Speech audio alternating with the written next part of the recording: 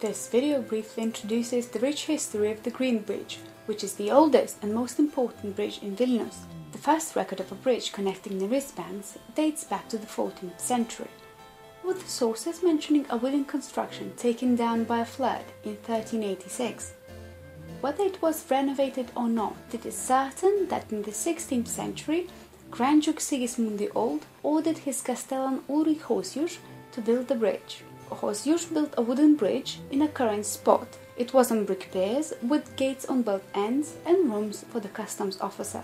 They expected the customs revenue to defray the construction costs. A mere century later, in 1655, Janusz Radzivill's army burned down the bridge in defense from the Mackevicius. The estimates for a new bridge came up to 7,000 zlotys, and the contractor was sought. A royal colonel and engineer, Giambattista Frediani, offered his wooden bridge project for a mere 6,000. As you can imagine, the board, comprising of Vilnius bishop, voivode, Grand Duke commissioners and magistrate, were highly impressed. The construction works began in the spring of 1671 and took 2 years to complete.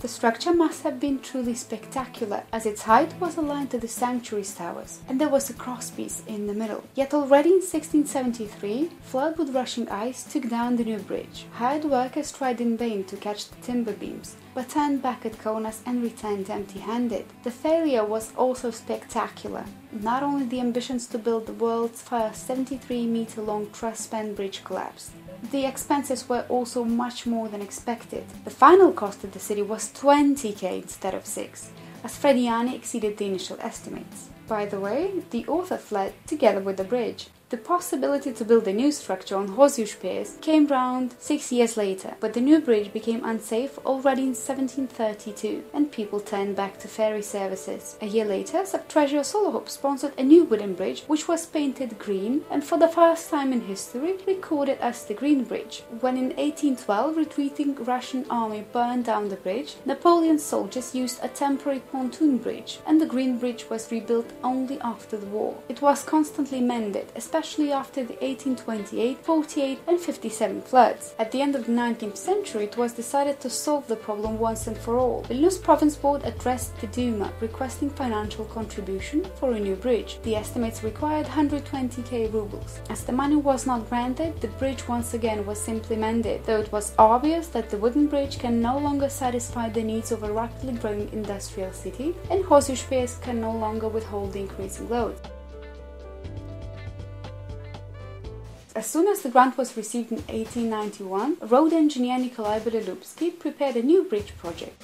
Its metal constructions were cast at the St. Petersburg Pudlo factory. 3 years later, an imposing 3,000 soldiers and military parade marched through a newly opened bridge, which costed the city over 200,000 rubles. The new bridge was truly exclusive, with a single 87-meter-long span held on 2 metal trusses. It also had city's coat of arms decorating both ends and metal plaques praising the bridge builders.